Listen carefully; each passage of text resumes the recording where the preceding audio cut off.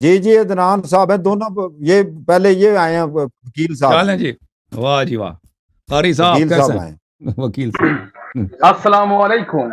وعلیکم السلام ورحمۃ اللہ، وعلیکم کیسے ہیں بھائی؟ السلام ورحمۃ بس خیریت ہے، اللہ کا احسان ہے۔ آپ کیسے ہیں؟ آپ کا ساتھی جو اللہ ہے کا طارق احسان، اوان تھینک صاحب، یو سر۔ ہمارے شیخ۔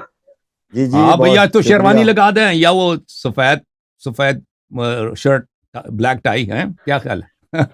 اصل وکیل میں آپ پچھلے ڈیبیٹس میں نا یا شروع سے میں ایک چھوٹی سی ٹوپی پہنتا تھا، تو میرا ایک ساتھی ہے وہ یمن سے ہیں، شیعہ ہیں، تو اس نے جب ٹوپی دیکھی نا تو کہا انت کل یہود۔ میں نے کہا وہ کیوں؟ کہتے ہیں کلنسبۃ الیہود، کیونکہ آپ نے یہودیوں کی ٹوپی پہنی ہے، اس سے مشابہت ہو رہی ہے۔ تو میں نے سوچا کوئی اچھی سی مناسب ٹوپی پہنتے ہیں کہ اچھی صحیح لگے، تو پھر میں نے کراکلی خرید لی اور اس کو استعمال کرنا شروع کر دیا۔ صحیح۔ اب بات یہ ہے کہ انشاءاللہ میں نے آپ سے فکس کیا تھا کہ میں جاگیر فدق پہ بات کروں گا، جی سر۔ اور بیک گراؤنڈ کا یوں پتا ہے کہ میں نے تو نام مجسٹر رکھا ہے کیونکہ ابھی جو مولوی صاحب آئے تھے، ہونا تو یہ چاہیے تھا کہ تحقیقی جواب دیتے یا مدلل جواب دیتے، اصل میں فرار کرتے ہیں کہ جو آپ اعتراض اٹھاتے ہیں تو اس کو نہیں آتا تو کہہ دیتے کہ اس کا جواب میرے پاس نہیں ہے فی الحال، کیونکہ وہ انسان ہے، وہ بعد میں مطالعہ کر دیں گے۔ علم اس طرح چیز ہے کہ اس میں ہار اور جیت نہیں ہوتی، بس ہدایت پانا ہے ہمیں کہ کون سی بات صحیح ہے اور کون سی غلط ہے، ٹھیک ہے۔ تو بندہ خود بھی جب مطالعہ کرے گا تو سیکھ جائے گا۔ اب میری بیک گراؤنڈ یہ ہے کہ میں اصل میں پریکٹس بھی کرتا ہوں اور شریعہ بھی پڑھی ہے انٹرنیشنل اسلامک یونیورسٹی الجامعۃ الاسلامیہ المیہ اسلام آباد، جی اور یہ بات ہے کہ جو تدریس کرتا ہے وہ ملا، یا جس طرح آپ ماشاءاللہ آپ کی پریکٹس جو ہے 15 سال کی ہے یا 16 سال، پتہ نہیں کتنے عرصہ ہوا ہے، اور درس نظامی سے بھی شاید فارغ ہو آپ، تو آپ کے پاس ماشاءاللہ زیادہ لغتوں کو بھی جانتے ہو، عربی میں روانگی بھی ہے، لیکن ہم اس طرح نہیں ہے، ہم قرآن کو بھی بہت کم پڑھتے ہیں، اس لیے دقت ہوتی ہے، اٹک اٹک کے پڑھتے ہیں، تو اللہ دوہرا مطلب دگنا اجر دیتا ہے کیونکہ اس میں ثواب ملتا ہے۔ ہاں، تو اب ہمارا جو ٹاپک ہے وہ جاگیر فدق ہے، ٹھیک ہے۔ اس کو انشاءاللہ شروع کرتے ہیں اللہ کے نام سے، بسم اللہ۔ تو آپ عرض فرمائیں، پھر اس کے بعد طارق اوان بھائی سیٹل کر دیں گا کہ کیا کس طرح اپنا کرنا ہے۔ ادعا تو بتائیں نا، آپ اپنا ادعا بتائیں تک فدق کے متعلق۔ اوکے۔ اب میں نے دعا بتائی تھی کہ سنی کہتے ہیں کہ رسول کی وراثت نہیں ہوتی، اور اہل تشیع کہتے ہیں کہ رسول اللہ کی وراثت ہوتی ہے۔ اب بات جو ہے وہ آپ نے کہا تھا کہ اس پہ بات کریں گے کہ سنیوں کے ہاں یہ ثابت ہے یا نہیں ہے، کیونکہ اصل میں جو میرا مصدر ہے، جو میری اسٹڈی ہے، وہ جو سنیوں کے کتاب ہے اہل سنت کے، یعنی جو کتب حدیث ہوئے، اس کے متعلق میری مطالعہ ہے، تو کیونکہ اہل تشیع کا میرا مطالعہ نہیں ہے اتنا خاص، تو اس پر انشاءاللہ گفتگو ہوگی۔ آپ نے کہا اس وراثت والے کا جو میں کہا تھا نا کہ لا نورث ما ترکنا صدقہ، اس کے بارے میں بات کریں گے، تو جی آپ عرض آپ فرمائیں۔ دیکھیں، ہمارے ہاں اس طرح ہے کہ انبیاء کی وراثت ہوتی ہے قرآن میں اور سنت سے، ہمارے ہاں یہ ثابت ہے، ٹھیک ہے نا؟ اور جو مشہور ہے اہل سنت کے ہاں، ان کا یہی ہے کہ انبیاء کی وراثت نہیں ہوتی ہے۔ اس کی وجہ یہ ہے کہ ابو بکر نے جو حدیث نقل کی ہے۔ اب آپ کا نظریہ کیا ہے اس بیچ میں؟ آپ کا کیا ادعا؟ جی، تو میں اس جو حدیث ہے اس کو باطل سمجھتا ہوں، اس کے کئی وجوہات بھی ہے، قرائن بھی ہے، اور کس حدیث دیگر کو آپ باطل احادیث سمجھتے ہیں؟ روایت، یعنی یہ جو حدیث ہے وہ گڑی گئی ہے، اس کو منسوب کیا گیا ہے صحابہ کی طرف، ما لا نورث ما ترکنا صدقہ۔ ٹھیک ہے بھائی، یہ تو بخاری میں موجود ہے، مسلم میں بھی موجود ہے، ٹھیک ہے نا؟ دوسرے کتب میں سب محدثین کے ہاں یہ جنہوں نے ابو بکر سے حدیث نقل کی ہے، سب نے اس کو صحیح مانا ہے، کسی نے اس کو تضعیف نہیں کیا ہے کہ یہ موضوع حدیث ہے، ٹھیک ہے نا؟ سب نے اس کو صحیح مانا ہے، ابو بکر سے منسوب کر دیا کہ ابو بکر نے رسول اللہ صلی اللہ علیہ وسلم سے یہ حدیث نقل کی ہے۔ تو آپ کیا کہتے ہیں کہ کسی نے یہ حدیث گڑی ہوئی ہے؟ یعنی بخاری مسلم میں موضوع حدیث موجود ہے؟ جی، اس طرح بخاری میں اور مسلم میں کئی حدیث اس طرح ہے، جس طرح آپ اگر دیکھیں کہ جو احناف ہے وہ رفع الیدین نہیں کرتے، تو بخاری مسلم میں تو ہے، تو اگر اس طرح اتفاق ہوتے تو ضرور عمل کر دینا چاہیے، وہ بھی اہل سنت ہیں، تو یہ ضروری نہیں ہے کہ جو بخاری میں آئے گا اس کو ماننا ضروری ہے، مگر یعنی طریقہ یہ ہے کہ سب احادیثوں کو جمع کیا جائے گا، پھر دیکھا جائے گا کہ اصل بات کیا ہے۔ ٹھیک ہے بھائی، دیکھیں اگر آپ کہتے ہیں بخاری مسلم میں موضوع ہے، حدیث موجود ہے، تو آپ بالکل اجماع سے باہر، ٹھیک ہے نا، اہل سنت کے اجماع سے، ان کے عقیدے سے آپ باہر، یہ آپ کو ماننا پڑے گا۔ آپ یہ کیا بات کہ بعض لوگوں اجماع، نے بولا کہ بخاری مسلم میں ضعیف حدیث موجود ہے، بعض نے بولا، وہ تو بہت کم ہے نا، مثلا اس نے بولا تھا، کیا نام ہے اس کا، دارقطنی نے بخاری پہ دارقطنی، کچھ احادیث سے ہاں اس نے کہا بالکل، تھا کہ یہ حدیث مثلا صحیح نہیں ہے، وہ اس کو تو ان کی بات کو تو کوئی مانتا نہیں ہے نا، وہ تو ایک شاذ قول ہے۔ باقی سب کہتے ہیں کہ بخاری مسلم کی جتنی احادیث ہیں یہ سب کے سب بالاجماع صحیح حدیث ہے۔ اب آپ کہہ دو کہ بھئی نہیں اس میں ضعیف نہیں، موضوع حدیث موجود ہے، موضوع جھوٹی حدیث موجود ہے، تو پھر ٹھیک ہے، پھر جو ہے نا، پھر جی اہل سنت کا سارا احادیث تو چلا گیا۔ جی اگر بخاری مسلم میں موضوع حدیث موجود ہیں جس کو سب صحیح کہتے ہیں، تو پھر ان کا سب علم رجال وغیرہ سب ویسے فارغ ہے نا، چھٹی۔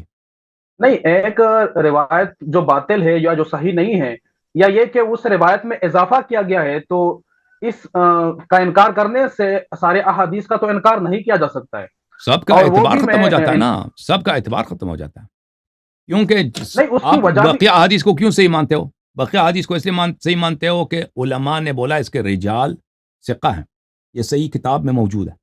اب وہی علماء کو آپ کہتے ہیں کہ ان کو اتنا تمیز نہیں ہے کہ وہ بھائی جس کتاب کو ثقہ کہہ رہے تھے اس میں نہ صرف ضعیف حدیث بلکہ اس میں موضوع حدیث موجود ہے، اور جن علماء کو، جن روات کو یہ کہتے تھے کہ یہ معتبر ہیں، یہ ثقات ہیں، انہوں نے جھوٹی حدیث گڑھ کے رسول صلی اللہ علیہ وسلم سے نسبت دیا، اعتبار سب سے اٹھ جاتا ہے نا، بات یہ ہے۔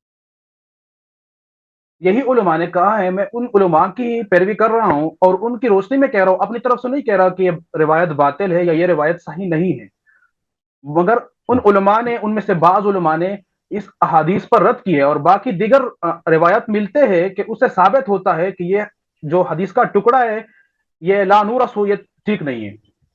چلیں جی، آپ چلیں اپنا عقیدہ بیان کر، ہم سنتے ہیں آپ کیا، آپ کے پاس کیا تحقیق۔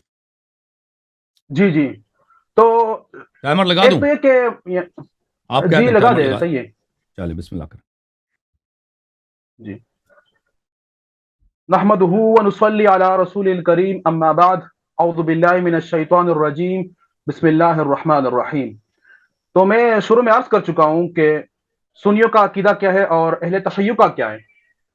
میری جو سمجھ ہے، یعنی جو میں نے پڑھا ہے، وہ یہ ہے کہ انبیاء کی وراثت ہوتی ہے، لیکن بات یہاں پر تھوڑی سی مختلف ہے۔ رسول اللہ نے صلی اللہ علیہ وسلم جب وفات ہوئے تو اس نے کوئی مال نہیں چھوڑا تھا، اس طرح مال کہ جو تقسیم کیا جائے مابین ورثہ۔ اور جو حدیث ہے، یعنی جو کہا گیا کہ لا نورث ما ترکنا، یا معشر الانبیاء، شروع میں ایک روایت میں اضافہ بھی ہے کہ انبیاء کی وراثت نہیں ہوتی، یعنی مالی وراثت۔ اب ہم اگر اس احادیث کو دیکھیں جو فاطمۃ زہرا کا ذکر ہے کہ وہ مطالبہ کرتی ہے یا کسی کو بیچتی ہے وراثت کے متعلق، تو وہ کس طرح ہے؟ اب اگر سنیوں کی بات مطلب یہ بات مان لیجئے کہ انبیاء کی وراثت نہیں ہوتی، تو اس سے یہ لازم آتا ہے بدیع النظر میں کہ فاطمۃ زہرا خطا پہ تھی، نعوذ باللہ، کیونکہ نبیوں کی وراثت ہوتی نہیں ہے تو وہ وارث ہے ہی نہیں، تو کس طرح وہ مطالبہ کر سکتی ہے؟ دوسری بات یہ ہے کہ اکثر علماء نے یہ توجیہ بیان کی ہے کہ وہ نگرانی مانگتی تھی، یعنی ولی بننا، کہ اس کے ہاتھ میں اختیار آ جائے، تو یہ بات مانی جائے گی، مگر یہ جو روایت ہے یہ اس کے لیے مطلب رکاوٹ ہے، کیونکہ اگر وہ مطالبہ کرتی ہے کہ مجھے نگران بنایا جائے، تو یہ کہا جائے گا کہ نبی کا تو کوئی وارث ہوتا ہی نہیں ہے، تو ہم آپ کو کس طرح نگران بنائیں، یا کس طرح آپ کو یہ مال سونپے کہ آپ اس کی نگرانی کریں۔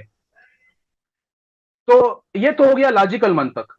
اب یہ جو روایت ہے، علماء محدثین کے ہاں یہ طریقہ ہے کہ ایک راوی ہوتا ہے، اس پر جرا کرتے ہیں کہ یہ راوی جو ہے یہ ثقہ نہیں ہے، اس کو دیکھتے ہیں اس کے اعمال اور عبادات صحیح نہیں ہیں۔ دوسرا یہ علماء کے ہاں طریقہ ہے مسلم کہ جتنے بھی، یعنی ایک راوی ہے، اس کو معلوم کرنے کے لیے کہ وہ کس طرح راوی ہے، تو ان کے سب روایات کو جمع کرتے ہیں اور دیگر روایات کے ساتھ موازنہ کرتے ہیں کہ کیا کوئی شاہد ملتا ہے، کوئی تابع ملتا ہے، پھر ان کی روشنی میں وہ فیصلہ کرتے ہیں کہ یہ جو راوی ہے یہ ثقہ ہے، حافظے کے اعتبار سے بھی صحیح ہے۔ اب یہ جو روایت ہے کہ لا نورث ما ترکنا صدقہ، اس کو روایت کرنے والا جو اس میں راوی ہے وہ ہے ابن شہاب زہری، اور وہ نقل کرتا ہے مالک بن اوس یا اوس الحسان سے۔ اب یہاں پر جو کڑی ہے اس میں متفرد جو ہے وہ مالک بن اوس ہے، اور وہ یہ کہتا ہے کہ وہ مجلس تھی اور مجلس میں پھر یہ کہا گیا کہ انبیاء کی وراثت نہیں ہوتی، جو مال چھوڑتے ہیں وہ صدقہ ہوتا ہے۔ تو اس کے بارے میں صرف میں ایک جرح و تعدیل کے امام ہیں ابن خراش، محمد بن یوسف بن عبد الرحمن ابن خراش، اس نے یہ کہا ہے کہ یہ روایت باطل ہے، اور وہ اس نے تہمت لگائی ہے مالک بن اوس پر کہ اس نے یہ روایت گڑی ہے، اسی وجہ سے یہ روایت صحیح نہیں ہے کہ انبیاء کی وراثت نہیں ہوتی۔ دوسری بات یہ کہ اس کا احادیث کو روایت کرنے والے جو ہیں وہ ابن شہاب زہری ہیں، اور ابن شہاب زہری کے بارے میں بدیع النظر میں تو یہ ملتا ہے کہ وہ سیکھا ہے، وہ روایت کرنے والے میں مطلب بڑے امام ہیں، لیکن جب میں نے مطالعہ کیا اور اس کے بارے میں سرچ کیا تو بات یہ ہے کہ تھوڑی سی سینسرشپ ہوتی ہے، اس کے پر جو جرح ہوئی ہے اس کو نقل نہیں کیا گیا ہے، اگر جس نے نقل بھی کیا ہے تو اس جو ناقد ہے اس پر یہ تہمت لگایا گیا ہے یا یہ کہا گیا ہے کہ آپ تو حنفی ہے، یہ گالی دی گئی ہے۔ تو ابن شہاب زہری خود شخصیت کے اعتبار سے صحیح نہیں ہے، اس پر بہت زیادہ جرح ہوئی ہے مختلف اعتبار سے، اور اس کے روایت کا اعتبار نہیں کیا جا سکتا ہے کہ وہ متفرد ہو۔ اور دوسری بات یہ کہ احناف کے ہاں اور اکثر اصولیین کے ہاں یا متکلمین کے ہاں یہ اصول ہے کہ ایک قطعی ہے، قطعی دلالہ ہے یا قطعی ثبوت ہے، جو قطعی ہے اس کی جو اس میں تخصیص یا اس کی جو نسخ ہے وہ مشہور سے ہوگی یا اسی طرح خبر متواتر سے ہوگی، تو یہ تو خبر واحد ہے، تو اس سے ہم کس طرح تخصیص کر سکتے ہیں۔ اس کے بعد اگلی پوائنٹ یہ ہے کہ ایک دفعہ میں بات بول گیا، تخصیص کی بات تو میں نے کر دی۔ اب اگر دیگر روایات میں دیکھا جائے تو انبیاء کی وراثت ہوتی ہے۔ اب یہ کہ اکثر روایات میں نے پڑھے ہیں، سمجھے ہیں۔ اب پہلی میں جو روایت پیش کرتا ہوں مختصر سا، وہ ہے حضرت علی رضی اللہ تعالیٰ عنہ کا قبول اسلام کے متعلق۔ اس کو نقل کیا ہے خصائص علی میں، حدیث نمبر 66 ہے، سنن نسائی، امام نسائی نے نقل کیا ہے سنن الکبریٰ میں، اور یہ خصائص جو علی ہے اس کو الگ کیا گیا ہے۔ اس میں یہ ہے کہ رسول اللہ صلی اللہ علیہ وسلم نے بنی ہاشم کے لیے دعوت کیا، اس کو بلایا، اس کو کھلایا اور اپنے معجزات ظاہر کیے، پھر اس پر دعوت اسلام پیش کیا۔ جب اسلام کی دعوت پیش کی تو کہا گیا کہ کون میرا وزیر بنے گا، میرا بھائی بنے گا، میرا صاحب بنے گا اور میرا وارث بنے گا۔ تو حضرت علی کرم اللہ وجہہ علیہ السلام اٹھے اور کھڑے ہوئے، یعنی قبولیت اسلام کے لیے، لیکن اس نے اشارہ کیا کہ نہیں آپ رکیے ذرا۔ پھر وہ دعوت پیش کی، تیسری دفعہ بھی پیش کی، اور آخر میں وہی اٹھے اور اس نے کہا کہ آپ میرے بھائی ہیں، آپ میرے ساتھی ہیں، آپ میرے وارث ہیں اور آپ میرے وزیر ہیں۔ تو یہاں پر وارثہ کیوں کہا؟ پھر یعنی وراثت ہوگی۔ یہ ہوئی ایک روایت۔ دوسری روایت جو ہے وہ حضرت زید بن حارثہ کے متعلق ہے، یعنی عرب میں یہ کلچر تھا کہ وہ منہ بولے بیٹے بناتے تھے، تو اس کے متعلق ایک تو صحیح مسلم میں روایت ہے، اس میں واضح طور پر لکھا گیا ہے کہ عبداللہ بن عمر کہتے ہیں، فرماتے ہیں کہ ہم زید بن حارثہ کو زید بن محمد ہی کہتے تھے جب تک وہ آیت نہیں اتری تھی کہ یعنی اس کو اپنے آبا یعنی جو والد ہوتے ہیں اس کے نام سے پکارا کرو، سورۃ الاحزاب آیت نمبر 5۔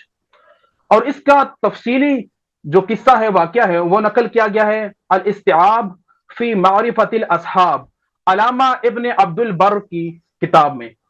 اس سارے مکمل قصے میں یہ ہے، ابن عباس نے نقل کیا ہے کہ رسول اللہ فرماتے ہیں، اعلان کرتے ہیں اور قریش والوں کو کہتے ہیں کہ یہ زید جو ہے یہ میرا بیٹا ہے، یہ میرا وارث ہے اور میں اس کا وارث ہوں۔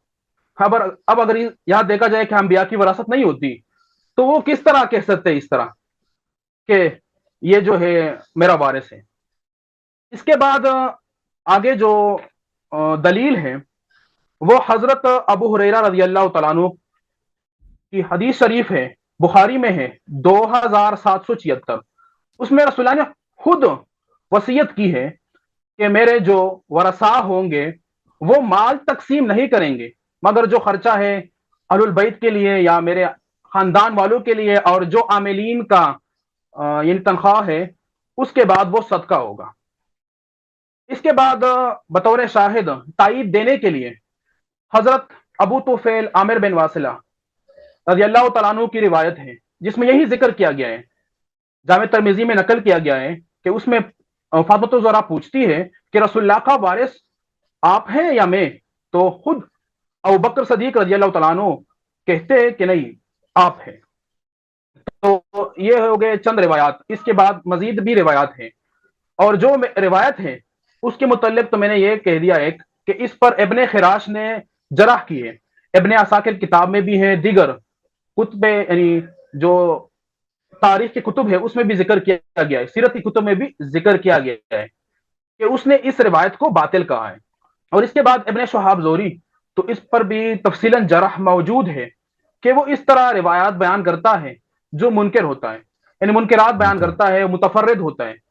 اور میں نے ایک قاعدہ اس وقت بھول گیا تھا، وہ قاعدہ یہ تھا کہ خود اصحاب رسول صلی اللہ علیہ وسلم اجمعین خود یوں کرتے تھے کہ جب بھی اس کو کوئی روایت بیان کرتا تھا، حدیث بیان کرتا تھا، تو وہ دوسرے سے تائید کے لیے پوچھتے تھے کہ کوئی اس کا تائید ہے، کوئی شاید اس کے پاس گواہ ہے۔ جب دوسرا گواہ آ جاتا تھا تب اس کو قبول کرتے تھے۔ تو کم از کم خبر مشہور ہونا چاہیے جس کی روشنی میں پتہ چلے کہ یہ روایت صحیح ہے اور ان بندوں زیادہ بندوں نے نقل کیا ہے۔ تو یہ میری تمہید گفتگو بھی ہوئی اور بنیادی بات چیت بھی ہوئی۔ اصل میں جتنی بھی میری ڈیبیٹ ہوتی ہے وہ ٹو دا پوائنٹ ہوتی ہے، مختصر سی ہوتی ہے۔ تو یہ 10 منٹ بات ہوئی، اس کے بعد اللہ علی صاحب میری کاؤنٹر کرے، پھر اس کے بعد آگے بڑھتے ہیں کہ معاملہ کیا تھا۔ دیکھ ہمارا کاؤنٹر یہ ہے، بسم اللہ الرحمن الرحیم، میرے محترم بھائی، کہ آپ کی بات بالکل صحیح ہے کہ حدیث جھوٹ ہے، لیکن ہمارا آپ سے اختلاف یہ ہے کہ اس جھوٹ کو کس نے تہمت باندھی ہے رسول صلی اللہ علیہ وسلم پر۔ آپ کہتے ہیں کہ مالک ابن اوس ابن حدثان نے اس موضوع حدیث کو جوڑا ہے، اور آپ کے لیے آپ کے پاس کوئی دلیل نہیں ہے اس بات پر کہ وہ اس نے بولا ہے، صرف سوائے ابن خراش کے۔ ابن خراش خود ثقہ نہیں ہے اس معاملے میں، کہ وہ اس سے پوچھا گیا ابن خراش سے کہ کیا تم اس حدیث کو مانتے ہو کہ یہ باطل ہے یا نہیں؟ وہ کہتا میں کہتا ہوں باطل ہے۔ اس نے کہا کہ اس کو فلان فلان فلان نے روایت کی ہے، تو کس کو متہم کس کو بناتے ہیں؟ اس نے کہا مالک ابن اوس ابن حدثان کو میں اتہام، اس پہ میری تہمت ہے کہ اس نے بنایا۔ لازمی بات ہے وہ ابو بکر کو نہیں کہہ سکتا، کیونکہ جس معاشرے میں وہ رہتا تھا وہ ابو بکر کو متہم نہیں کر سکتا تھا کہ ابو بکر نے ایک جھوٹی حدیث گڑھی ہے۔ میرا آپ سے اتفاق ہے کہ حدیث جھوٹی ہے اور انبیاء کی وراثت ہوتی ہے، لیکن جس نے نبی صلی اللہ علیہ وسلم پہ افترا باندھا وہ ابو بکر ہے، اور وہ مالک ابن اوس نہیں ہو سکتا۔ اس کی وجہ کیا ہے کہ یہ حدیث ابو بکر سے مشہور ہے، اور یہ کئی تو کہ اس نے بی بی سلام اللہ علیہا کو فدق دینے سے انکار کیا اسی روایت کے بنا پر، اسی روایت، اور یہ روایت جھوٹی روایت ہے، اور بی بی سلام اللہ علیہا نے سن کر یہ اس پہ ناراض ہو گئی۔ یہ کہ ابو بکر اس راوی، یہ جو شخص متہم ہے، جو شخص جس نے یہ افتراء کیا ہے، وہ مالک نہیں ہے، وہ ابو بکر ہے۔ اس کی وجوہات کئی میں آپ کو بتاتا ہوں۔ پہلی وجہ یہ ہے کہ ابن خراش وہ تقیہ کیا، وہ نہیں کہہ سکتا، کوئی بھی شیعہ اہل سنت کا عالم ابو بکر پہ اعتراض نہیں کر سکتا، تو وہ ابو بکر سے نیچے آتا ہے، ٹھیک ہے نا؟ تو مالک ابن اوس پہ اس کو کہہ دے کہ اس نے جھوٹی حدیث بنائی ہے، یہ ہو سکتا ہے، اس کے لیے ممکن ہے، کوئی اس کو قتل نہیں کرے گا۔ ابو بکر کو کہے گا تو فوراً اس کے ٹکڑے بنا دیں گے۔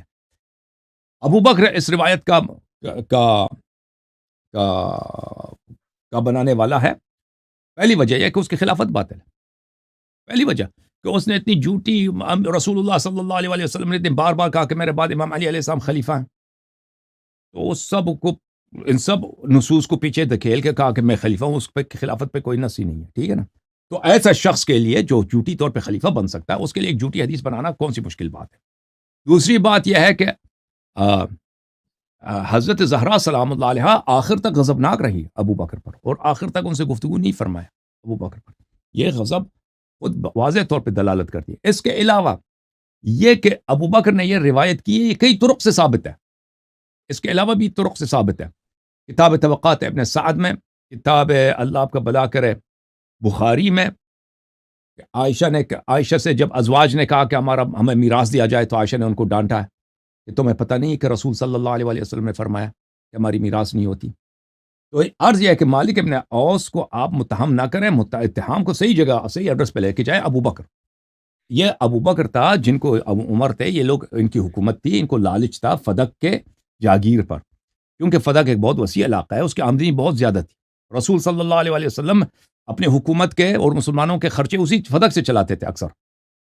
اگر ان کو فدق مل جائے تو یہ اب حکومت، کیونکہ ابھی وہ نبی صلی اللہ علیہ وسلم کی جو عمارت ہے، جو ہے حکومت ان کو ملی ہے، ان کے پاس بجٹ ہوگا۔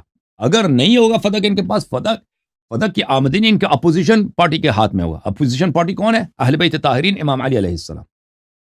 اور اگر امام علی علیہ السلام کے پاس اتنی بڑی جاگیر ہو، اتنی بڑی آمدنی ہو، تو لازمی بات ہے کہ وہ لوگ بھی ان کے ساتھ مل جائیں گے، وہ بہت ساری چیزوں کو فائنانس کر سکیں گے، اور ایک بہت پاورفل اور طاقتور اپوزیشن پارٹی کی حیثیت سے ظاہر ہوگی۔ اس لیے ان لوگوں نے فدق پہ قبضہ کرنے کی فدق پہ قبضہ کی، اور اس کی تصحیح کے لیے کہ بھئی یہ میراث ہے اور نبی صلی اللہ علیہ وسلم کی ذاتی پراپرٹی ہے، ان کی میراث نہیں ہوتی تو وہ صدقہ ہم اس کو لے لیتے ہیں، ٹھیک ہے نا۔ مالک ابن اوس کو اس طرح جھوٹی حدیث بنانے کی کوئی ضرورت ہی نہیں ہے، اور وہ ثقہ ہے۔ بخاری میں اس کے حدیث بے شمار موجود ہیں، مسلم میں اس کے حدیث بے شمار موجود ہیں، اور کتب اربعہ میں۔ اور اس کو عرض کروں میں آپ کی خدمت میں، اس کی جرح میں جو اس کی جرح ہے نہیں، سوائے یہی ابن خراش کی جو آپ نے نقل کی ہے نا۔ بعض لوگ تو یہاں تک کہتے تھے کہ وہ صحابی بھی ہے، ٹھیک ہے نا، لیکن بعض نے کہا کہ نہیں، وہ صحابی نہیں ہے، لیکن وہ نبی صلی اللہ علیہ وسلم کے زمانے کو پا چکا ہے، یعنی بہت پرانا تابعی ہے۔ اور وہ جو ہے نا، بخاری اور مسلم کے جو روات ہیں اہل سنت کے ہیں، وہ تو سب ثقہ ہیں۔ اصل جہاں پہ آپ نے جرح کرنی ہے، وہ آپ میں جرأت نہیں ہے نا، ابن خراش کی طرح کہ وہ اس کو لے کے جائیں کہ بولے ابو بکر نے یہ جھوٹی حدیث بنائی، وہ تو آپ کرتے نہیں ہیں، اس کو لے کے جاتے ہیں مالک ابن اوس پر۔ جی سر۔ جی، تو آپ نے یوں کہا کہ اصل میں یہ حدیث گڑی ہے نعوذ باللہ ابو بکر صدیق رضی اللہ تعالیٰ عنہ نے، لیکن اس کو بھی ہم انشاءاللہ بتا بھی چکے ہیں اور وضاحت بھی کر چکے ہیں۔ ایک بات یہ کہ مالک بن اوس الحدثان، اب اگر اس کی وفات دیکھی جائے تو الطبقات ابن سعد میں، اس میں وفات جو ہے وہ 72 ہجری ہے، اور زہری ہے اس کی تقریباً پیدائش 58 ہجری ہے۔ اب 14 سال کی عمر میں اس کی سے سما کس طرح ثابت ہو سکتی ہے؟ ایک تو یہاں پر یہ بھی نقص ہے۔ دوسری بات یہ ہے کہ خود احادیث میں آیا ہے کہ امام زہری نے احادیث سیکھنا جو ہے وہ 20 سال یا 25 سال کی عمر میں سیکھنا شروع کر دیا۔ دیکھیں اگر یہ علت بھی آ گئی۔ دیکھیں بھائی، یہ مالک کے علاوہ بھی مروی ہے نا، یہ تو عروہ سے بھی روایت ہے، ابن شہاب نے عروہ سے، دیکھیں یہ بخاری کی حدیث ہے، بخاری یہاں پہ حدیث نمبر 3092، اس میں مالک ہے ہی نہیں، اس کے سند میں مالک نہیں ہے۔ دیکھیں کہاں یہ ان صالح ان ابن شہاب ان اخبرنی عروہ ابن زبیر ان عائشہ، مالک ہے ہی نہیں۔ ان فاطمہ علیہ السلام ابنت رسول اللہ صلی اللہ علیہ وسلم سألت ابا بکر بعد وفات رسول اللہ صلی اللہ علیہ وآلہ ان يقسم لها میراثها مما ترک اللہ مما فعل اللہ علیہ فقال ابو بکر لا نورث ما ترکنا صدقہ۔ اس میں مالک ہے ہی نہیں، ختم بات۔ مالک کو آپ کیسے تہمت لگاتے ہیں؟ تو مالک پہ لگاؤ نا، ابو بکر پہ۔ جی آپ نے اور بھی میں دیکھ لوں، اور بھی مل جائے گا، بغیر مالک کے بغیر یہ طرق مل جائیں گے۔ جی سر بولیں۔ جی اس میں روایت کرنے والا امام زہری ہے، تو مالک کے بعد میں امام زہری پر بھی آ رہا تھا کہ امام زہری جو ہے دونوں جھوٹ ہیں، دونوں نے جھوٹ بنایا۔ اصل میں نے بنیاد بھی بتائی ابھی امام زہری کے متعلق، کیونکہ میں اپنے علم کے مطابق ہی بات کروں گا، جو مجھے اطمینان بخش ہو اور صحیح بھی ہو، دوسرا بھی مانے، جینون بھی ہو، لاجک پہ بھی مبنی ہو۔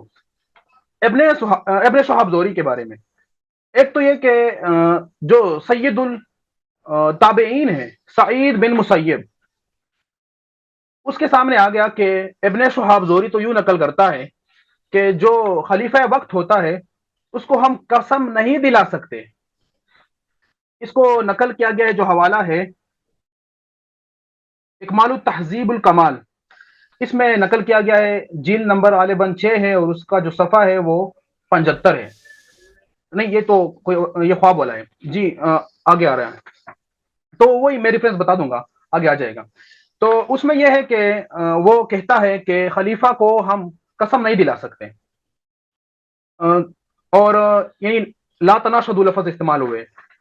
پھر وہ رد کر دیتا ہے کہ جو امام زہری ہے وہ خود نقل کرتا ہے کہ رسول اللہ صلی اللہ علیہ وسلم کو قسم دی گئی تھی، اور وہ جو تھے وہ بھائی تھے امر، یہ نقل کرتے اس نے خزاعہ کے بھائی، اس نے یہ کہا تھا اللہم انی ناشد محمدن صلی اللہ علیہ وسلم، واسطہ دیا تھا. تو ہم کس طرح وہ یعنی واسطہ نہیں دے سکتے ایک خلیفہ کو کہ رسول اللہ کو دیا جا سکتا ہے، اور اس پر لعنت کی کہ لعنت اللہ علی ابن شہاب. کیا اس نے یہ روایت کس نہیں نے سنی ہے؟ لعنت اور کیا؟ میں نے جب سرچ کیا ابن شہاب زہری پر کیا کہ سعید بن یعنی مسیب اس سے نے؟ پتہ چلتا ہے کہ ہاں سعید ابن مسیب نے کہ یہ روایت تو جھوٹی ہے. خود بیان کرنے والا بھی ہے کہ رسول اللہ کو واسطہ دیا گیا ہے، قسم دی گئی ہے، اور یہ خلیفہ کو واسطہ نہیں دیا جا سکتا ہے. اس کو نقل کرنے والا جو ہے جو تاریخ ہے المعرفۃ والتاریخ للفصوی، اس میں نقل کیا گیا ہے، جلد 1 ہے، صفحہ جو ہے 557 ہے، اس میں اس کو نقل کیا. اور میں نے اس کو مزید سرچ کیا تو طبقات ابن سعد میں بھی تھا، اور امام بلازری کتاب میں بھی مطلب اس کو سے بھی پیش کیا جا سکتا ہے، اس میں بھی نقل کیا گیا تھا.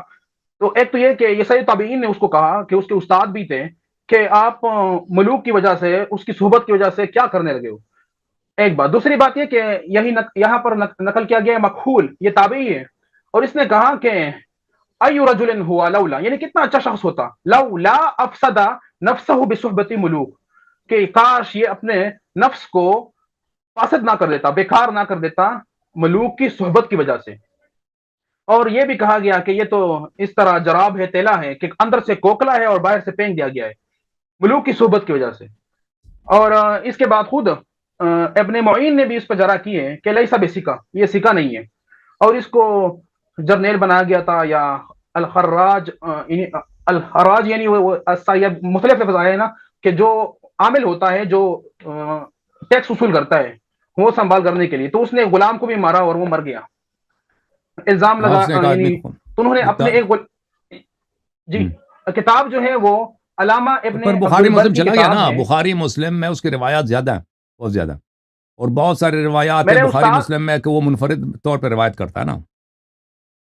جی تو اس کی منفرد میں نے قاعدہ بتایا، امام مسلم نے شروع میں اس قاعدے کا ذکر کیا گیا ہے کہ اس روایت کو یعنی منفرد روایت کو قبول نہیں کیا جائے گا جب تک اس کی موافقت نہ ہو یا مطابقت نہ ہو.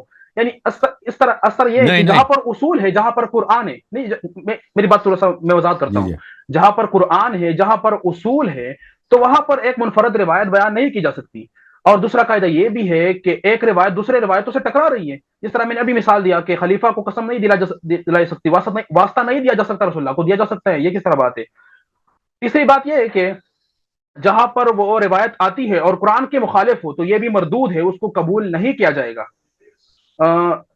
اب ابن شہاب زہری کے بارے میں یہ بھی ہے کہ یہ یہاں پر جو روایت آپ نے بیان کی عروہ ابن زبیر، وہ یہ عموماً اس سے بھی اس نے تدلیس کیا ہے. خود فتح الباری میں ابن حجر نے نقل کیا ہے کہ وہ جو سنتا ہے اس کو اس نے سکپ کیا ہے اس بندے کو، اور اس نے ڈائریکٹ عروہ سے نقل کیا ہے. اور اس کے متعلق بھی کلام کیا گیا ہے کہ کیا اس نے جو روایتیں سنی ہے وہ عروہ سے وہ صحیح یا غلط ہے. صرف بخاری اور صحیح مسلم مجموعہ حدیث نہیں ہے، اس کے علاوہ بہت ہی زیادہ حدیث کا مجموعہ ہے. صرف یا کتب ثمانیہ یا کتب ستہ ہو گیا یا صحیحین سنن اربعہ، اس کے علاوہ بہت زیادہ کتابیں ہیں. تو اس میں بھی روایات آئی ہے جس طرح آپ بھی پیش کرتے ہیں. ابھی جو آپ نے کہا طبقات ابن سعد ہو گیا، چاہے وہ تاریخ کی طرح یعنی کتاب، اس میں بھی روایات تو آئے ہیں. ایک بات یہ ہوئی. دوسری اس کے متعلق کئی جرح موجود ہے کہ وہ تدلیس بھی کرتا تھا، ارسال بھی کرتا تھا. اور یہ کہ اس سے کی سب سے بڑی بیماری جو تھی کمزوری، وہ کیا تھا؟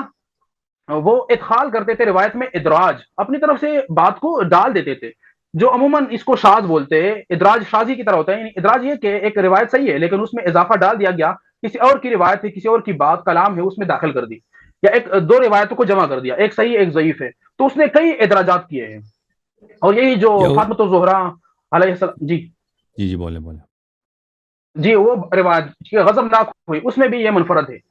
اس کے بعد عمر بن عبدالعزیز کے ہاں واقعہ ہے، اس کو بھی نقل کیا گیا ہے، قبول اخبار و مغفرت الرجال۔ اس میں یہ ہے کہ عمر بن عبدالعزیز نے کیا کیا، اس کو اپنے فوج سے نکال دیا، اس لیے کہ یہ حضرت علی کا تان کرتا تھا، اس کو وہ حضرت علی رضی اللہ تعالیٰ عنہ علیہ السلام کی عزت کرتا تھا، اس کو نکال دیا۔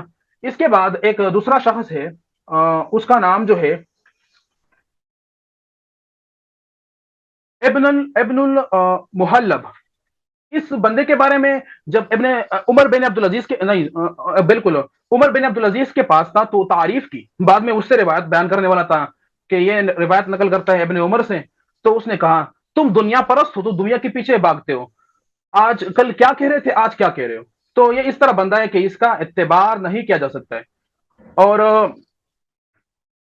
یہی میں نے عامر کی بات بھی کہہ دی کہ اس نے ایک بندے کو قتل کر دیا ہے، تو ہمارے ہاں جب روایت میں آ جاتا ہے کہ اس نے چوری کی ہے یا حدیث چراتا تھا، اس نے وہ برائی کی ہے، تو بالکل روایت کو قبول ہی نہیں کیا جا سکتا تھا۔ اسی وجہ سے امام زہری جو ہے متفرد ہے، منفرد ہے، اس کی روایت بھی قبول نہیں کی جا سکتی، کیونکہ اس نے یہ روایت بیان کی ہے، گڑی ہے، یا جہاں سے اس نے نقل کیا ہے، اس بندے کو سکیپ کیا ہے، تدلیس کیا ہے، چھپایا ہے، تو ہمیں پتہ ہے کہ اس میں تدلیس کی بیماری بھی ہے، اور اس کو ابن فتح الباری کے جو مصنف ہے ابن حجر اسقلانی نے اس کو تیسرے درجے کے مدلسین میں رکھا ہے، اور اس کی روایت وہ قبول نہیں کی جاتی، اور اس کا ارسال بھی وہ بالکل صحیح نہیں، مطلب قابل قبول نہیں ہے۔ تو یہ چند یعنی وہ میں نے اس پر جرح آپ کو ذکر کر دی کہ یہ امام زہری جو ہے وہ قبول۔ جی اب میں آپ کو بتاتا ہوں، زہری جو ہے نا، جہاں تک زہری کا تھا، ہمارے نزدیک تو ثقہ نہیں ہے، ہم تو اس کو ثقہ نہیں مانتے، لیکن آپ لوگوں کے علماء کے ہاں بالاجماع وہ ثقہ ہے۔ یہ مسلم ہے، دیکھو مسلم، صحیح مسلم، ادھر دیکھو، یہ حدیث نمبر 1647 کے ذیل میں خود مسلم کے الفاظ ہیں، وَلِلزُّهْرِ نَحْوٌ مِّن 90 حديثا يرويه عن النبي صلی اللہ علیہ وآلہ لا يشاركه فيه احد باسانید جیات۔ ایک حدیث کو نقل کرتا ہے زہری سے، ٹھیک ہے نا، اس کے بعد کہتا ہے کہ زہری کے 90 ایسے احادیث ہیں کہ سب کے حدیث صحیح ہیں، رسول اللہ صلی اللہ علیہ وسلم سے مروی ہے کہ اس کو کسی اور نے روایت ہی نہیں کی ہے، 90 کے قریب کسی نے اور نے روایت، اور سب صحیح ہیں، ٹھیک ہے نا۔ تو یہ کہ اگر اس کی وہ مسلم کے ہاں اس طرح ہو کہ زہری کے حدیث کے لیے شاہد کی ضرورت ہے، اس طرح نہیں ہے۔ مسلم کے ہاں اگر زہری کی کوئی حدیث نقل کرے، اس کا کوئی شاہد بھی نہ ہو، تابع نہ ہو، پھر بھی وہ صحیح ہے۔ اسی طرح بخاری کے ہاں اور سب مصنفین کے ہاں، محدثین کے ہاں، آپ جو باتیں بتاتے ہیں نا کہ اس کے جرح وارد ہوئی، یہ تو بہت زیادہ ہے، وہ شیخ بخاری اور مسلم صحیحین کے روات میں کہ ان کے شان میں جرح وارد ہوئی، جرح پہ کوئی توجہ نہیں دیتا نا، یہ پہلی بات۔ دوسری بات آتے ہیں یہ کتاب البحر الزخار مسند البزار، یہاں پہ جو سادس عشر ملاحظہ کریں، یہاں پہ صفحہ نمبر 80 میں، ایک منٹ، صفحہ نمبر 80، معاف کیجیے گا، یہ مسند بزار ہے، جلد نمبر 1، یہاں پہ صفحہ نمبر 80 میں حدیث ملاحظہ کریں، حدیث نمبر 25، حدثنا محمد بن المثنى حدثنا ابو الولید هشام بن عبد الملك حدثنا حماد يعني ابن سلمة عن محمد بن عمرو عن ابي سلمة عن ابي هريرة عن ابي بکر لا نورث ما ترکنا صدقہ عن النبی صلی اللہ علیہ وسلم، ٹھیک ہے نا۔ تو یہ دیکھیں پہلی بات ہے، آپ نے پہلے کہا کہ مالک ابن اوس نے جھوٹی حدیث بنائی ہے، تو وہ مالک ابن اوس کے علاوہ دوسری طریقے سے بھی ثابت ہے۔ پھر اب آپ کہتے ہیں کہ ابن شہاب زہری، جو ابن شہاب زہری جھوٹ پہ متہم نہیں ہے، دیکھیں حزب پہ متہم نہیں ہے، ادراج پہ متہم ہے۔ یہ کہ اس نے خلفاء کے ہاں مثلا گڑبڑ کی ہے، خلیفے کے لیے وہ جا کے ٹیکس کلیکٹ کرتا تھا، زکوٰۃ کلیکٹ کرتا تھا، ایک دفعہ اس نے اپنے ملازم کو مارا تھا، اس کا وفات بھی ہوا تھا، ٹھیک ہے نا، یہ باتیں سب مذکور ہیں۔ لیکن یہ کہ وہ جھوٹ بولتا تھا حدیث میں، یہ میں نے کبھی نہیں سنا کہ وہ متہم تھا جھوٹ بولنے پر، ٹھیک ہے نا۔ تو یہ ابن شہاب زہری کے اور ابن شہاب زہری کے حدیث صحیحین میں محدثین کے ہاں سب، وہ کوئی اس کا حدیث کو نقل نہیں، رد نہیں کرتا۔ پھر یہ روایت ابو بکر سے اور طرق سے بھی مروی ہے نا، جس میں ابن شہاب نہیں ہے، نہ ابن شہاب ہے نہ مالک ابن اوس ہے، تو آپ تہمت کو لے کے جائیں صحیح ایڈریس پہ لے کے جائیں نا، ابو بکر پہ، نہ مالک پہ جائیں نہ زہری پہ جائیں۔ جس نے افتراء کیا ہے وہ بولیں، جس کا خلافت ہی غلط ہے، جس کو فائدہ ہوا نا، فائدہ کس کو ہوا ہے؟ فدا کا اگر میراث نہیں ہے، فائدہ کس کو ہوا؟ ابو بکر کو ہوا نا، مالک کو تو پیسے نہیں ملے۔ دیکھیں مالک ابن اوس، وہ اس پہ آپ نے ہاتھ اٹھا دیا میرے خیال میں کہ وہ وہ تو اس کا آپ نہیں ثابت کر سکتے کہ اس کو کوئی منفعت ہوا ہو فدق کی وجہ سے. مالک ابن اوس جو ہے وہ سب کے نزدیک ثقہ ہے، اور یہ حدیث مالک ابن اوس کے علاوہ دوسروں سے بھی مروی ہے. ابن شہاب نے عروہ سے روایت کی. آپ پھر گئے ابن شہاب پر، محمد ابن مسلم ابن شہاب زہری پر، کہ اس نے وہ متہم ہے بھائی، اس پہ جھوٹ کا اتہام کسی نے نہیں لگایا کہ یہ جھوٹا ہے حدیث میں. اوکے، اچھا مدلس ہوگا یہ الگ بات ہے، مدلس اور ہے، جھوٹ بنانا اور ہے، ادراج کرنا الگ بات ہے، جھوٹ بنانا الگ بات ہے. تو یہ بھی نہیں لگتا. پھر عرض یہ ہے کہ ابن شہاب زہری کے علاوہ دوسری طریق سے بھی میں نے آپ کو دکھا دیا کہ یہ حدیث مروی ہے. تو اب آپ اس کو سیدھے لے کے جائیں صحیح ایڈریس پر. ابو بکر نے، جس کو فائدہ ہوا اس حدیث سے، جس نے فدق پہ قبضہ کیا، فدق کی درآمد اس کے جیب میں گئی ہے نا، ابو بکر صاحب، وہ اس کو بولا نا. تو میں جی عرض کرتا ہوں میں اب کہ آپ نے کہا کیا نام ہے، مالک بن اوس الحسان، اس کے متعلق ایک تو یہ کہ اس کو صرف 2 بندوں نے ثقہ کہا ہے. ایک بندہ جو ہے وہ ابن شہاب زہری ہے جو عروہ سے نقل کرتا ہے کہ عروہ نے اس کو یعنی صدوق کہا. ایک بات یہ ہوئی. دوسری بات یہ کہ اس کو ثقہ کہا ابن خراش نے، لیکن ابن خراش نے خود کہا کہ اس کی یہ روایت جو ہے باطل ہے. اور وہاں پر اگر دیکھا جائے کہ محفل لگی ہے، مجلس لگا ہے، اور کتنے زیادہ اصحاب بیٹے ہیں، یعنی مولا عمر جو ہے وہ یرفع وہ آتا ہے، اور کوئی بھی مجلس بیان کرنے والا یعنی جو روایت ہے وہ روایت کرنے والا نہیں ہے، صرف مالک بن اوس ہے. ایک بات تو یہ ہوئی. دوسری بات یہ کہ آپ نے کہا کہ ابن شہاب زہری، اس میں نقص ہوگا. تو نقص کے بارے میں نے یہ کہا کہ جب اس پر لعنت کی گئی، کیوں کی گئی؟ کہ اس نے ایک جھوٹی روایت بیان کر دی، اور اس نے کیا کہا کہ دوسرے روایت پر پیش کر دیا کہ یہ کیا ہے، صحیح نہیں ہے. اور اس کے بعد آپ نے ایک قاعدہ بیان کر دیا کہ امام مسلم نے کہا ہے کہ اس کے منفرد روایات ہے، اور اس میں یعنی اس کی روایت لی گئی ہے. لیکن امام مسلم کیا خود یہ قاعدہ ہے کہ وہ عزیز روایت لیتے ہیں، جس کو 2 بندوں نے نقل کیا ہو، وہ ایک تابع بھی لے کے آتے ہیں، ایک شاہد بھی لے کے آتے ہیں، چاہے سے کمزور سا کیوں نہ ہو، تائید دینے کے لیے. وہ منفرد روایت کو عموماً اکثر قبول نہیں کرتے. کون قبول نہیں کرتا؟ بخاری میں منفرد بہت ہے. نہیں، امام مسلم کی بات کر رہا ہوں. مسلم میں بھی منفردات بہت ہیں. نہیں، وہ اصل میں نا وہ دوسرے شواہد سے ثابت ہوگا کہ وہ روایت صحیح ہے، یعنی شاہد ہوگا، اگر شاہد نہیں ہوگا تو تابع ہوگا. اور اگر یہ کہ منفرد روایت ہے، نہ قرآن کی مخالف ہے نہ احادیث کا مخالف ہے، تو وہ روایت قبول کی جائے. کیونکہ اگر مخالفت میں نہیں ہے تو وہ قبول کی جائے، اگر مخالفت میں ہے تو وہ شاذ ہے. دیکھیں میں آپ کو بتاتا ہوں کہ بخاری مسلم کے جو روایات ہیں،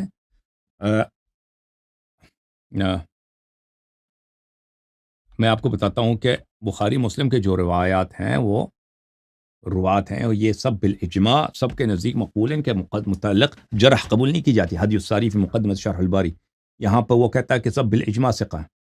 الطعن فی سیاق اسماء الذی الفصل التاسع، اس میں آپ پڑھیں، اس میں کہتا ہے کہ یہ بالاجماع صحیح ہے. اس کے علاوہ اللہ آپ کو بلا کرے،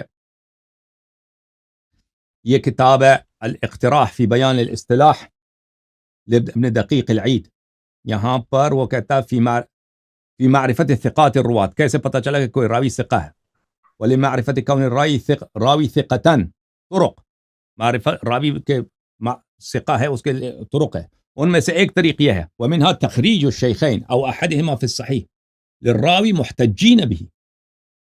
توثیق کا ایک طریقہ کار یہی ہے کہ شیخین یا ایک شیخ یا بخاری یا مسلم اپنی کتاب میں اس کی حدیث نقل کریں اصول میں، حجت میں. وہادی درجۃ عالیہ، اور یہ توثیق کا سب سے بڑا درجہ ہے. لما فيها من الزيادة على الأول هو إطباق جميع جمهور الأمة أو كلهم على تسمية الكتابين بالصحيحين. على كل حال یہ جو آپ کہتے ہیں نا بھائی صاحب، آپ کا ہر لحاظ سے بات غلط ہے نا. روایت ابو بکر صاحب سے مروی ہے، مالک ابن اوس کے علاوہ، اور وہ ابن زبیر سے بھی، ابن شہاب کے علاوہ دوسرے طرق سے بھی مروی ہے نا. تو آپ نہ مالک ابن اوس پہ لگا سکتے ہیں نہ ابن شہاب پہ لگا سکتے ہیں، ختم بات. اور فائدہ کس کو ہوا؟ فائدہ کس کو ہوا نا؟ زہری کو کیا فائدہ ہوا کہ کہہ دے لا نورث ما ترکنا صدقہ. وہ زہری کو تو کوئی پیسے نہیں ملے نا، زوری کو پیسے ملے کہ کہہ دے لا نورث ما ترکنا، رسول صلی اللہ علیہ وسلم کی میراث نہیں ہوتی ہے، زوری کو کون کچھ دے گا؟ کچھ نہیں دیا۔ مالک ابن اوس کو پیسے ملے؟ نہیں ملے۔ کس کو ملے؟ ابو بکر صاحب کو ملے نا، بہت بڑی جاگیر ملی ہے، لازمی بات ہے۔ تو اس طرح اور کوئی اس کا قائل ہی نہیں ہے کہ یہ حدیث جو ہے کسی نے بنا، صرف آپ نے ابن خراش کا نقل کیا، ابن خراش خود مطعون ہے۔ بہرحال آپ جو ہے بالکل اہل سنت کے طریقے سے نکل گئے، بخاری مسلم میں آپ نے موضوع حدیث شامل کرا دی ان کے رجال کے۔ ابھی میں چند مثالیں دیتا ہوں ورنہ لوگ مجھے چھوڑیں گے نہیں۔ آپ یوں کہتے ہیں کہ اہل سنت کے ہاں میں ٹارگٹ ہو جاؤں گا، وہ میں سے مذاکن کہہ رہا ہوں۔ تو بخاری کے متعلق، بخاری میں روایت ہے 3849، عمر بن میمون نقل کرتا ہے کہ بندر نے رجم کیا تو بندر نے زنا کیا تھا تو دیگر بندر اکٹھے ہوئے، اس کو رجم کیا گیا۔ اب یہ درایتاً یہ متن کے اعتبار سے کہیں صحیح ہو ہی نہیں سکتی، مکلف کدھر ہے بندر۔ دوسرا معراج کے واقعے کے بارے میں کہتے ہیں 3570 بخاری کی روایت ہے۔ چھوڑ دیں بھائی صاحب چھوڑ دیں بھائی، چھوڑ دیں، وہ گولی مارے۔ اب دوسروں کو بات کرنے دو پلیز، اللہ آپ کو جزائے خیر دے، آپ چھوڑ دیں۔ اب ابھی بات بہت باقی ہے۔ آپ فائدہ کیا ہوا، ہم یہ عرض کریں گے کہ اس پہ آ جاتے ہیں کہ فائدہ کیا ہوا۔ ابوبکر صدیق رضی اللہ عنہ نے اسی طرح کیا ہے جس طرح رسول اللہ نے کیا تھا۔ رسول اللہ کی جو عمل ہے وہ کوئی بدل نہیں سکتا ہے، جس طرح فدق میں اور جس طرح خیبر کا خمس تھا، رسول صلی اللہ علیہ وسلم نے بیٹی کو عطا کیا تھا نا، عطا کیا تھا، اور وہ ثابت نہیں ہے۔ بالکل ثابت ہے، بالکل ثابت ہے، ہبہ ثابت ہے فدق کا، میں آپ کو دکھا دیتا ہوں۔ ملاحظہ کریں میرے محترم ناظرین، یہ قرآن کی آیت ہے سورۃ الاسراء میں، وآت ذی القربى حقہ، ذی القربہ کو، رشتہ داروں کو ان کا حق دے دو۔ تفسیر القرآن العظیم ابن ابی حاتم رازی کی، یہاں پر اس کے مقدمے میں وہ خود مصنف فرماتا ہے کہ سألنی جماعت من اخوانی، میرے بھائیوں کے ایک گروہ نے مجھ سے مطالبہ کیا اخراج تفسیر القرآن مختصراً باصح الاحادیث، قرآن مجید کا میں ایک تفسیر میں لکھ دوں، روایی تفسیر، حدیثی تفسیر، صحیح ترین اسانید کے ساتھ، صحیح کے نہیں، صحیح ترین کے ساتھ، وحذف الطرق والشواہد والحروف والروایات، سند وغیرہ حذف کروں تاکہ مختصر بن جائے۔ اچھا، فأجبت الى ملتمسهم، تو میں نے ان کی خواہش کو پورا کیا ہے، فتحریت اخراج ذلك باصح الاخبار اسنادا، تو میں نے صحیح ترین احادیث کو جمع کیا، ٹھیک ہے نا۔ اس کے علاوہ یہ کتاب الاتقان فی علوم القرآن جزء اول، چاپ دار الفکر سیوطی صاحب کی، یہاں پر وہ فرماتے ہیں کہ ابن جریر جو ہے سدی سے اس نے بہت سارے روایت کیا، ابن مالک و ابی صالح ابن عباس اور دوسروں سے، ولم یورد منہ ابن ابی حاتم شیئا، ابن ابی حاتم نے سدی کی کوئی حدیث نقل نہیں کیا، لانہ التزم ان یخرج صح ما ورد، کیونکہ ابن ابی حاتم کا جو التزام ہے وہ یہ ہے کہ وہ صحیح حدیث کو نقل کرے، سدی کی احادیث صحیح نہیں ہوتی، اس لیے اس نے نقل نہیں کیا۔ یہ پھر اللہ علی المصنوع فی الاحادیث الموضوعہ میں سیوطی صاحب جلد نمبر 1 صفحہ نمبر 12 میں کہتے ہیں، وابن ابی حاتم فی تفسیرہ التزم ان یخرج فیہ اصح ما ورد، ابن ابی حاتم نے اپنی تفسیر میں ذمہ لیا ہے کہ صحیح ترین احادیث کو نقل کرے۔ اچھا، جب یہ پتہ چلا میرے محترم ناظرین، یہ کتاب تفسیر در منصور تفسیر بالمعثور سیوطی صاحب کی، جزء خامس، چاپ دار الفکر، یہاں پر سورۃ الاسراء کے ذیل میں نقل کرتا ہے، ملاحظہ کریں۔ وأخرج البزار وابو يعلى وابن ابی حاتم وابن مردويه عن ابی سعید الخدری، ابن ابی حاتم نے بھی روایت کی ہے، ٹھیک ہے نا، ابو سعید الخدری سے، لما نزلت هذه الآية وآت ذا القربى حقه دعا رسول الله صلی اللہ علیہ وسلم فاطمة فأعطاها فدك، جب اس آیت کا نزول ہوا ہے تو رسول صلی اللہ علیہ وآلہ وسلم نے فاطمہ سلام اللہ علیہ کو بلایا، اس کو فدق عطا کیا۔ اچھا، فدق عطا ہوا ہے، رسول صلی اللہ علیہ وسلم کا یہی سیرہ ہے۔ پھر رسول صلی اللہ علیہ وسلم کے بعد دیکھیں فدق کیا بنتا تھا، فدق میراث بنتا تھا، آپ خود کہتے ہیں میراث ہے، کیونکہ یہ ثابت ہے کہ فدق جو ہے رسول صلی اللہ علیہ وسلم کا ذاتی ملک تھا، اگر عطابی نے نہیں بھی کہتا نا تو میراث بنتا ہے، آپ خود کہتے ہیں میراث بنتا ہے، تو ابو بکر کو روکنے کی کوئی وجہ نہیں تھی، وہ فوراً میراث بن جاتا تھا، تو ابو بکر کو یہ حق نہیں تھا کہ اس پہ قبضہ کر لے، آپ خود کہتے ہو کہ وہ میراث ہے، یہ تو ثابت ہے کہ فدق جو تھا خالص ملک تھا، پیغمبر کا ذاتی پراپرٹی تھا، تو حدیث موجود ہے کہ انہوں نے حیات میں عطا کیا تھا نا، حیات میں، اس کو حدیث کو چھوڑ بھی دیں، میراث میں تو آپ خود مانتے ہو میراث بنتا ہے، پر بات یہ ختم ہے، ابو بکر نے کیسے اس پہ عمل کیا تھا، رسول صلی اللہ علیہ وسلم کی سنت پر کوئی عمل نہیں کیا۔ جی، تو میں انشاءاللہ 5 منٹ 10 منٹ لوں گا اس کا، آپ کا کاؤنٹر تفصیلاً کروں گا۔ نہیں بھائی صاحب، دوسروں کو ٹائم دے دو بھائی۔ جی سر۔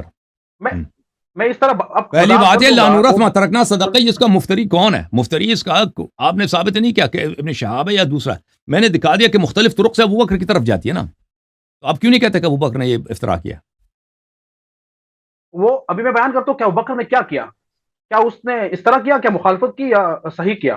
ابھی ایک اس نے جب بولا نا، یہ تو ثابت ہے کہ اس نے بولا کہ نبی صلی اللہ علیہ وسلم کی میراث نہیں ہوتی. آپ ابن شہاب پہ نہ ڈالیں نا، مالک ابن اوس پہ نہ ڈالیں، خود ابو بکر پہ ڈالیں کہ اس نے یہ رسول صلی اللہ علیہ وسلم سے نسبت دی. ابن شہاب کو کیا فائدہ پہنچتا ہے جھوٹی حدیث بنانے کا؟ جس کو فائدہ پہنچتا ہے اسی نے بنایا نا. جی اب میں عرض کرتا ہوں مکمل، آپ کے سب جوابات دوں گا انشاءاللہ. ایک تو آپ نے ایک روایت پیش کر دی ابو ہریرہ سے، جو جس سے نقل کرتا ہے ابو سلمہ، وہ روایت بھی صحیح نہیں ہے کیونکہ اس میں راوی ہے محمد بن عمر بن علقمہ بن وقاص. وہ یہ کرتا ہے کہ جو مرسل روایت ہوتی ہے وہ بیان کرتا ہے، بعد میں مرفوع بنا دیتا ہے، یعنی ارسال کو ختم کر دیتا ہے، مرفوع کر دیتا ہے. تو کون ہے اس میں؟ کیا ہے کہ کون ہے اس میں؟ محمد بن عمر بن علقمہ. ہاں، اس پہ یہ تان ہے، اسی وجہ سے اس کی یہ روایت صحیح نہیں ہے. ایک بات. دوسری بات یہ کہ میں نے کہہ دیا کہ اس کو کیا فائدہ ہے، تو ابن شہاب زہری جو تھے وہ بنو امیہ کے دور میں، یعنی عمر بن عبدالعزیز کے بعد جو یہ ابن حجر نے بھی اس کی حدیث کو مقبول قرار دیا، ذہبی نے بھی اس کو کیا قرار دیا، اس کو اس کی توثیق کیا، ٹھیک ہے نا. اور جو آپ کہتے ہیں کہ اس کے متعلق جرح ہے تہذیب الکمال میں، تو اس کی کوئی جرح نہیں ہے. محمد ابن عمر ابن علقمہ کی، ابن وقاص اللیثی المدنی، اس پہ تو کوئی لکھا ہے نا جو ایک منٹ صدوق له احکام قال ابو حاتم قال النسائی وغیرہ لیس به بأس. اس کو ابن معین نے بھی اس کی حدیث جو ہے نا بخاری میں بھی موجود ہے، مسلم میں بھی موجود ہے، ترمذی، نسائی، ابن ماجہ سب نے اس کی حدیث کو حجت مانا ہے. محمد ابن عمر بن علقمہ ابن وقاص اللیثی، جرح تعدیل میں چلیں. اس نے جی وہ جو یہ جو راوی ہے اس سے اگر بخاری مسلم نے لیا ہے نا تو ابو حاتم نے کہا صالح الحدیث یکتب حدیثه وهو شیخ، نسائی نے کہا لیس به بأس، وقال فی موضع آخر ثقہ. یہ سب تہذیب الکمال کی میں سنا رہا ہوں. قال ابو احمد ابن عدی له حدیث صالح. موطا میں مالک نے کہا وارجو انه لا بأس به، ٹھیک ہے نا. جی ابھی یہاں میرے سامنے ہے اس کے کئی مطلب کتابیں ہیں، الجرح و تعدیل کتاب بھی ہے، الثقات بھی ہے، الکامل بھی ہے، تہذیب الکمال بھی ہے، تقریب بھی ہے. ان سب سے میں نے جرح کو جمع کیا ہے. اس میں ایک ہے کہ ابن معین نے اس کو ضعیف کہا ہے. نہیں ہے، یہ کسی اور کا آپ پڑھ رہے ہیں، اس کا نہیں ہے. محمد ابن عمر بن علقمہ اس میں نہیں ہے. اس میں یہی ہے نا. ایک تو یہ التاریخ الکبیر لابن ابی حیثمہ، اس میں 3142 نمبر روایت ہے. اس سے کے بعد اگلا ہے، اس میں یہ ابو بکر سے اور طرق سے بھی مروی ہے نا، ابو بکر سے اور طرق سے اس کے علاوہ بھی ہے ابو بکر سے. میں نے اس سب کو جانچا ہے، پڑھا ہے، وہ اس میں کیا ہے ضعیف روایات ہے. اب نہیں ہے بھائی، نہیں ہے. جس کو آپ ابھی ضعیف کہہ رہے ہیں نا، اس کے متعلق یہ ضعف نہیں ہے. ابھی میں نے جو دیکھا ہے میرے سامنے تہذیب الکمال ہے، اس کے سب توثیق ہے. اللہ کو جزائے خیر دے. التاریخ الکبیر لابن ابی حیثمہ، اس میں جو ہے جلد نمبر 2 صفحہ جو ہے 322، تو اس میں یہی واضح طور پر لکھا گیا ہے کہ اس میں ضعف بیان کی گئی ہے. اور اس میں علت یہی ہے کہ وہ مرسل روایت کو، یعنی ایک دفعہ وہ مرسل روایت بیان کرتا ہے، بعد میں مرفوع کر دیتا ہے. جلد نمبر 2 صفحہ نمبر کون سا ہے؟ 322. اس میں جو ہے وہ روایت نمبر ہے 3143. سمعت یحیی ابن معین یقول لم يزال الناس يتقون. يحدث مرة عن أبي سلمة شيء رأيه ثم يحدث عن أبي سلمة عن أبي هريرة. تو اس نے یہی روایت ابو ہریرہ سے نقل کیا ہے، اور اس میں یہی اگر ٹھیک ہے یہ ایک ہے نا. اس کے علاوہ اس کے مقابلے میں اگر دیکھیں اور بھائی میں آپ کو بتاتا ہوں، کوئی آپ کو ایسا راوی نہیں ملے گا کہ اس کے متعلق ایک جرح نہ ہو. اس کے مقابلے میں 20 مزید تعدیل بھی تو ہے نا، توثیق بھی تو ہے نا. اس کو آپ چھوڑتے ہیں، آپ کو صرف ایک جملہ ملا ہے. پھر جب اس پہ اجماع ہے کہ بخاری مسلم کے روات میں اس کا شامل ہے، جب بخاری مسلم کے راوی بن گیا تو وہ جاز القنطرہ، پھر اس کے مطابق جرح نہیں مانا جائے گا نا. میں نے ابھی آپ کو دکھا دیا کہ جب جب ایک شخص اس کی بخاری سب محدثین اس کی روایت کو صحیح مانتے ہیں، اس کے متعلق پر جرح جو ہے جرح نہیں مانا جائے گا، جرح قبول نہیں ہو، اس طرح چھوڑ دیں تو کوئی روایت دنیا میں صحیح نہیں ہے، کیونکہ اس میں سے ایک کو لے لینا، اس کے مطلب کسی نے تو بولا ہوگا کہ فلان شخص، کیونکہ ہر راوی کے ہر حدیث کے 5 راوی ہوتے ہیں، اور ہر ایک راوی کے متعلق مختلف اقوال ہوتے ہیں نا، تعریف بھی ہوتی ہے، بعض ایک جو 2 جگہ ملے گا کہ آپ کو ان کو برا بھی کہا ہوگا کسی نے نا، اس طرح کہیں گے دنیا میں تو کوئی حدیث صحیح نہیں بنتی۔ جی جی بہرحال میرے محترم بھائی، بالکل صحیح، اللہ آپ کو سلام لیکن یہاں پر آپ جو ہے نا جماعت مخالفین کے طریق سے گزر گئے، یہ کوئی نہیں کہتا کہ بخاری مسلم میں موضوع احادیث ہیں، آپ کی بات یعنی یہ بات کہنے کے لائق ہی نہیں ہے، آپ سے مناظرہ کرنا ہے، یعنی کریں کس بات پر، کس فرقے کی آپ نمائندگی کر رہے ہیں نا، بخاری مسلم میں موضوع جی آپ نے یہ روایت اگر آپ ہم چھوڑ بھی دیں، اس پر بحث بھی نہ کریں، تو اصل میں معاملہ کیوں تھا، اس پر اگر بات کرنا چاہے تو کر سکتے کہ کیا جنگیر فدق کو غصب کیا تھا، اس نے کہا تھا، یا اسی مقصد میں استعمال کیا تھا؟ جب آپ مان رہے ہیں کہ حدیث جھوٹی ہے، حدیث ہی جھوٹی ہے، بی بی سلام اللہ علیہ نے مطالبہ کیا میراث کا، کہا کہ نبی کی میراث نہیں ہوتی، تو کس نے جھوٹ بولا نا، کس نے جھوٹ بولا؟ یہ لوگ جن کو آپ کہتے ہیں یہ جھوٹے ہیں، ان کو کیا فائدہ ہوا ہے؟ محمد ابن مسلم شہاب کو کیا فائدہ ہوا؟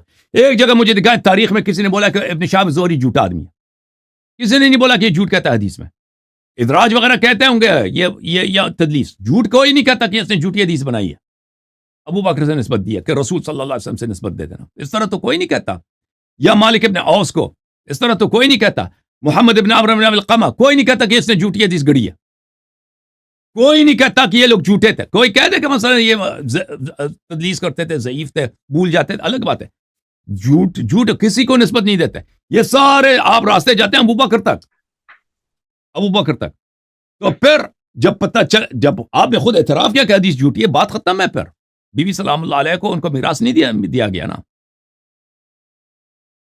جی اب اس پہ بات کرتے ہیں، ایک حدیث میں بھی نہیں ہے کہ بی بی سلام اللہ علیہ نے مطالبہ کیا تھا کہ مجھے یہاں کا مثلا یہاں کا ٹھیکیداری فدق کی ٹھیکیداری مجھے چاہیے، ایک حدیث میں بھی نہیں ہے، فدق کا مطالبہ کیا تھا مالکیت کے طور پر کہ یہ میرا ملک ہے، میرے بابا کا ملک ہے، دنیا سے گئے میری میراث بنتی ہے، یہ سب احادیث میں یہی ہے، ٹھیک ہے نا، ایک حدیث مجھے دکھاؤ کہ وہاں پہ مطالبہ کیا ہو کہ یہاں کے مجھے ٹھیکیدار بنایا جائے، یہاں کی تولیت میرے پاس۔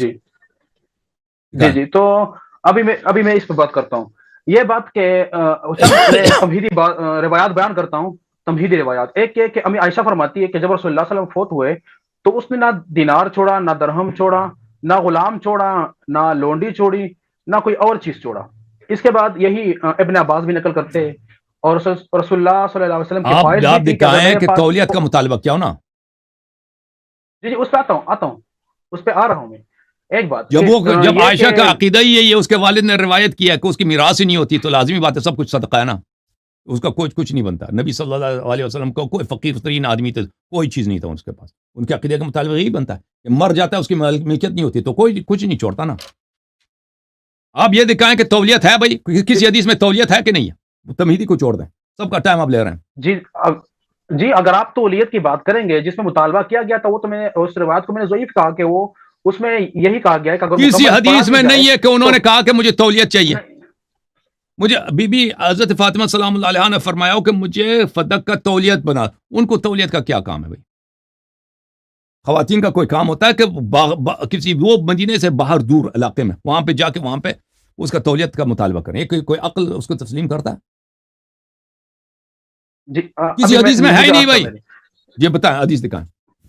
جی ایک بات یہ کہ میں نے کہا کہ رسول اللہ نے کچھ نہیں چھوڑا تھا، یہ مشہور حدیث ہے، ابن عباس وغیرہ سے بھی نقل کیا گیا ہے۔ دوسری بات یہ کہ رسول اللہ نے جو فدق چھوڑا تھا یا جتنے بھی چیزیں چھوڑی تھی، اس نے ایک طریقہ کار بنایا تھا، اور وہ یہ تھا کہ وہ حدیث دکھائیں بھائی کہ بی بی سلام اللہ علیہ نے فرمایا، دیکھ آپ سب کا ٹائم نہ لیں پلیز، وہ حدیث دکھائیں کہ تولیت انہوں نے تولیت کا مطالبہ کیا، بسم اللہ۔ نہیں ہے نا حدیث تو نہیں، میں نے حضرت علی رضی اللہ عنہ گئے تھے، اتنے لوگ منتظر ہیں بھائی، لوگ دوسرے ادھر بیٹھے، میں ان کو بھی باری دینا ہے۔ ٹھیک ہے علامہ ابن البر میں نقل کیا گیا ہے، سنن ابی داؤد میں بھی نقل کیا گیا ہے کہ عمر بن العزیز نے نقل کیا کہ یہ دونوں بندے گئے تھے حضرت عباس اور حضرت علی رضی اللہ تعالیٰ عنہم اجمعین، کہ انہوں نے مانگا تھا، کیا مانگا تھا؟ نگرانی مانگی، تولیت مانگی۔ یہ مسلم ہے بھائی، یہ مسلم کی حدیث ہے کہ میراث، عمر کا اپنا قول ہے کہ بھائی تم دونوں ادھر میراث مانگنے آئے ہو، مسلم میں حدیث موجود ہے، نگرانی کا نہیں تھا، یہ مسلم کی حدیث ہے، میں آپ کو دکھا دیتا ہوں کیوں ایسی باتیں کر رہے ہیں آپ. تو وہی اس میں تو مالک بن اوس نے بیان کیا ہے، ادراج کیا ہے زہری نے. ادراج ہر جگہ ادراج ہے بھائی زہری کا. اب یہ بتاؤ جی، میں آپ کو دکھا دیتا ہوں. بی بی سلام اللہ علیہ کا کوئی حدیث دکھا سکا کہ انہوں نے تولیت طلب کی ہو. ٹھیک ہے نا، یہ ہے صحیح مسلم ہے، مسلم ہے، یہ حدیث ہے. حدیث نمبر 1757. اس میں یہی ہے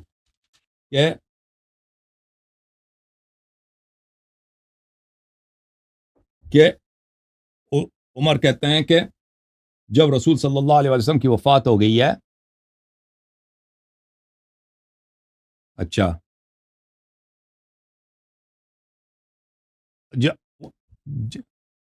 فجئتما تطلب میراثك من ابن اخیک ويطلب هذا میراث امرأتی من ابیها. جب نبی صلی اللہ علیہ وسلم کی وفات ہوئی ہے تو ابو بکر نے کہا کہ میں پیغمبر کا جانشین ہوں، تو تم آئے تھے اے علی، اے عباس، تم اپنے بھتیجے کا میراث طلب کر رہے تھے اور یہ اپنی بیوی کا میراث طلب کر رہا تھا، اور اب بھی آئے ہو پھر بھی میراث طلب کرنے آئے ہو، اب بھی میراث طلب کرنے آئے ہو. ٹھیک ہے نا، یہ جو یہاں پہ حدیث ہے یہ خود عمر کا قول ہے کہ میراث طلب کرنے آئے تھے، تولیت طلب کرنے نہیں آئے تھے. اللہ آپ کو جزائے خیر دے بھائی صاحب. Thank you. کہ اگر آپ کو کوئی حدیث ملتا ہے کسی کو کہ بی بی حضرت فاطمہ سلام اللہ علیہ نے ابو بکر سے میراث طلب نہیں کیا، تولیت طلب کیا، یعنی ٹھیکیداری طلب کیا، فدق کی، وہ ہمیں دکھانے کسی تاریخ میں ہے نہیں، علماء نے خود اپنے سے بنایا. جی جی، آپ کے پاس تو کوئی نہیں نا. ابن عباس کی روایت ہے، مسند احمد میں بھی، دیگر کتب حدیث میں بھی ہے کہ وہ شروع سے اس کی تولیت نگرانی حضرت علی رضی اللہ عنہ کے پاس تھی، ابن عباس کے پاس بھی تھی، جھگڑا بھی ہوا تھا بار بار، اور جو چیز انہوں نے اہل بیت پہ خرچ کرنا تھا وہ وہی لے رہے تھے. یہی تو میں کہہ رہا ہوں شروع رسول صلی اللہ علیہ وسلم نے بی بی سلام اللہ علیہ کو عطا کیا تھا، بی بی سلام اللہ علیہ نے واپس اس کو نبی صلی اللہ علیہ وسلم کی تولیت میں رکھا تھا. نبی صلی اللہ علیہ وسلم بی بی کے اجازت سے اس سے اپنا خرچہ بھی چلاتے تھے، گورنمنٹ کا خرچہ بھی چلاتے تھے، اور اپنے اہل بیت کا بھی خرچہ چلاتے تھے. ٹھیک ہے نا، تو یہ بی بی سلام اللہ علیہ کی ملکیت تھی اور نبی صلی اللہ علیہ وسلم کے ہاتھ میں امانت تھی. نبی صلی اللہ علیہ وسلم کی جب وفات ہوئی ہے تو ابو بکر نے اس پہ قبضہ کیا. بی بی سلام اللہ علیہ نے کہا کیوں میرے وکلا کو میرے باغ سے نکالا؟ کہا کہ بھئی یہ تم لے کے آؤ، سند لے کے آؤ کہ یہ تمہاری ہے. جب سند وہ بی بی سلام اللہ علیہ نے شاہد لے کے آیا، کہتا ہے یہ تمہارا شوہر ہے، یہ تو میں مانتے نہیں. تو بی بی سلام اللہ علیہ نے کہا تو پھر میرا میراث تو ہے نا، میرے بابا کا ذاتی پراپرٹی ہے. یہ تو ثابت ہے تاریخ سے کہ ذاتی پراپرٹی ہے، ذاتی پراپرٹی ہے بھائی. اگر مر جاتا ہے، آپ والد مر جاتا ہے نا تو اس کا اولاد کو ملتا ہے میراث. آپ خود کہتے ہو کہ میراث ملتا ہے، تو بات ختم ہے نا بھائی. اللہ کو جزائے خیر دے. پلیز آپ کسی فرقے کے آپ نمائندگی کر ہی نہیں رہے نا، آپ تو عجیب باتیں کر رہے ہیں. پلیز سب کا ٹائم ضائع نہ کریں. تھینک یو سر، اللہ کو جزائے خیر دے.